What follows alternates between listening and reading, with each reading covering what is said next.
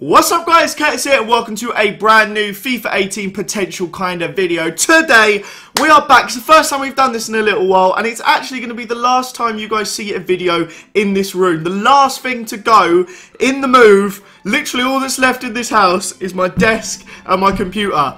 This is going in about an hour and a half. It's the last thing you guys are going to see here. So let's get excited for all the FIFA 18 stuff on the horizon. After the move, it is going to be very, very exciting. Smash the like button if you guys are looking forward to all the FIFA 18 stuff. And of course, if it is your first time watching, you need to go and drop that subscribe. So we've actually partnered up with OneFootball for this series. They're going to be the official sponsors of everything to do with FIFA 18 predictions, ratings, transfers, all that stuff. They are going to be the official sponsors. Now, if you don't know what OneFootball is, it is a sick iPhone app and it is all you need if you are a football fan. You can get all your scores on there. As you can see here, it's got all the upcoming Premier League stuff. You can put your own teams in there, your own leagues you want to follow. You can even see transfers. If you go onto the transfer section, you've got rumours, or you can look at confirmed deals. You're scrolling down, Fellaini rumoured to go to Juventus, Shea Ojo rumoured to go to Fulham, Gareth Barry to West Brom. All the stuff you guys need is in this app, and as a football fan, I think it's absolutely sick. So if you guys want to check it out, there will be a link in the description down below to go and check out OneFootball. But without any further ado, we're going to get into it with our first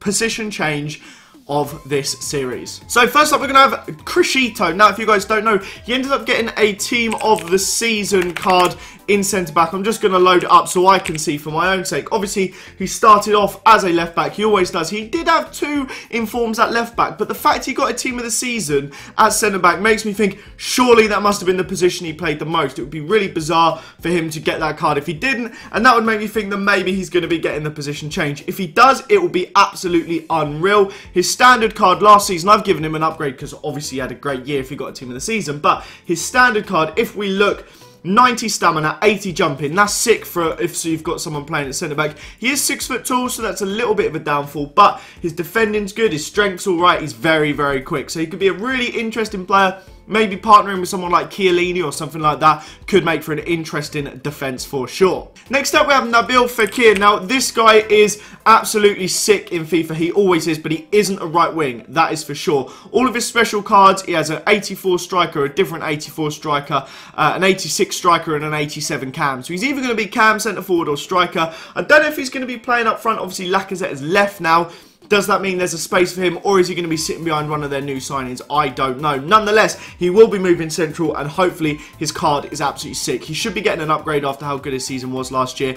82, 83 as a cam. He's going to be really exciting, and just looking at those stats, he has potential to be absolutely unreal, and will definitely be one of the most used attacking mids at the start of the game for sure. You can link him to players like Kante, to Pogba, but then you've got the entirety of the Liga 1, all the French stuff. He's going to be the boss. Now, this one is a little bit more of a hopeful one rather than a prediction, but this is Timothy FOSU-MENSAH. Now, he has just signed for Crystal Palace on a 1-season loan from Manchester United. But the slightly exciting thing is that he's signed to play in a back three. De Boer wants Palace to line up with 3 centre-backs, and based on the first game of the season against Huddersfield, he did actually start at centre-back. He made an unreal tackle to stop a Huddersfield attack. It was Munier, I'm not sure how you say his name, but he was through on goal, and it was a ridiculous tackle from FOSU-MENSAH to keep him in it. But he played at centre-back, and that is looking like where he's going to be playing for Palace this season. They have an abundance of central midfielders, especially when Cabaye returns. He's not going to be playing in midfield. He's going to be playing at centre-back, and that will make for an insane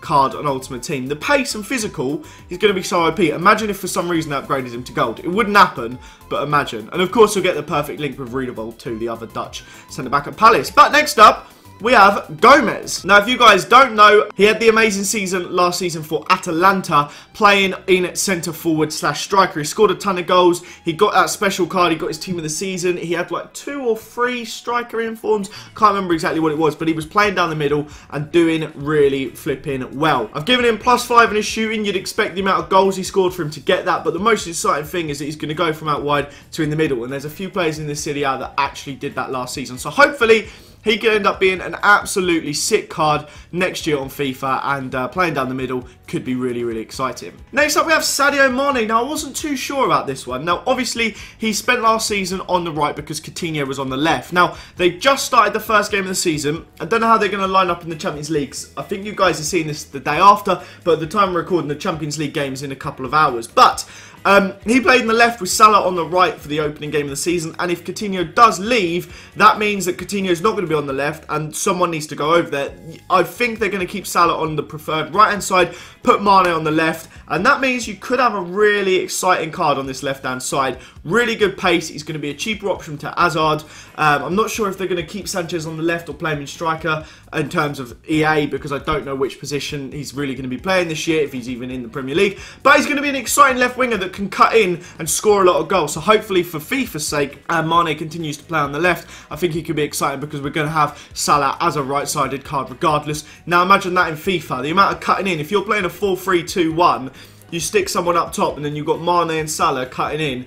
Absolutely ridiculous. But next up, we have Kylian Mbappe. Now, this one's a bit of an obvious one. Started the season as a left winger in the game. Obviously, he's gone on to be brilliant for Monaco in the second half of the season. The 79 rated card is about what I expect him to get next year. But he's going to be a striker. That is the important thing. Now, I don't know what star skills he had last season. Let me see if I can have a look. He finished the season as a 79 rated with just 3-star skills, which is a shame. Would have been nice to see him on 4. But he's going to be a sick card nonetheless, a striker, and it's going to be one of those most OP players. And again, bringing it back to FEKIR, that's going to be a strong link that you will see a lot. You've got the OP Mbappe, the OP FEKIR. It's going to be ludicrous up top. But next up, we have probably my favourite one. That is Dries Mertens. His striker cards this year have been my favourite cards on this year's FIFA, especially the 90 rated one. I haven't actually used his team of the season. I've only used his informs, but the 90 rated one is out of this world. But he should be getting it from the get-go next year. He spent all of last season playing up front. The only thing that could possibly deter it is if Arkadiusz Milik comes back and he is starting up front over Mertens. Now, they may go for a 2-striker formation to suit him. I'm not sure. But hopefully they do move him into the middle, and hopefully he continues to play there, because for FIFA's sake, he is ridiculous and he's such a fun striker to use. And if he gets that little upgrade, could end up being just absolutely unreal on FIFA. Next up, we have Henrik Mkhitaryan. Now, this one I think could happen. Now, he spent pretty much the last few months of last season playing in the middle.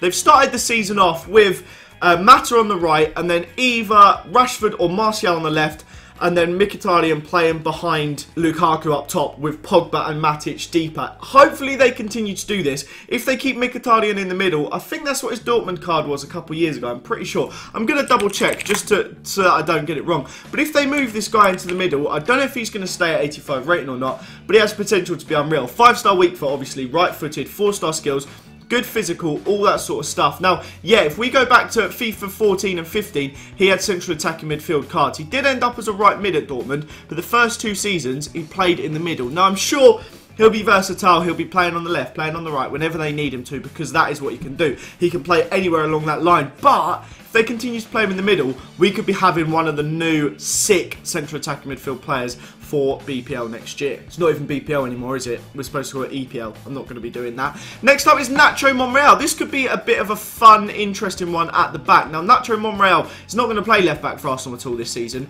We're going to be playing either Oxlade-Chamberlain over there or Sead Kolasinac. He will be the left wing back when we have our full strength defence. But NACHO MONREAL, when he features in an Azpilicueta-esque fashion, is going to be playing centre-back. He's played there basically for the last like 12, 15 games for Arsenal. He's been very good there, and I think that's where he'll be next season. So if we continue to play him there by the end of September, NACHO MONREAL could be a centre-back. He's not the tallest. In fact, I'll get his exact height for you. I think he's probably 5'10".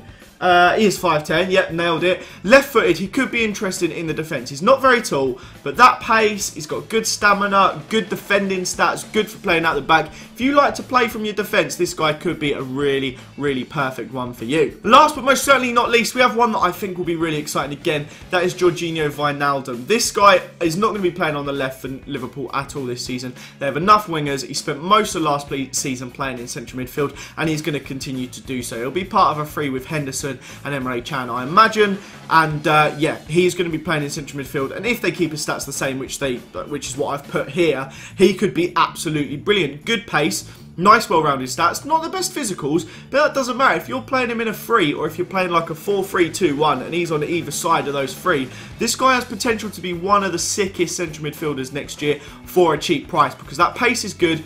Don't know what skills he has. Let me have a look. I'm not sure, because he's not really someone you used on the left last year. He only has 3-star skills, which is a bit of a shame, but still, is a centre mid. It's not the end of the world. With that dribbling, that pace, he had 86 stamina, which is good. His dribbling is basically every stat's over 80. Could be really exciting, and he should be one of the more interesting players in the central midfield position in the BPL next year, should he stay there. But that, guys, brings us to the end of this episode. Smash the like button if you have enjoyed it. Let me know, most importantly, what players you think will be position changed ahead of the next FIFA. Smash that subscribe button if you're new around here. Thank you so much for watching. Have a fantastic day, and I'll see you all next time. Bye, guys.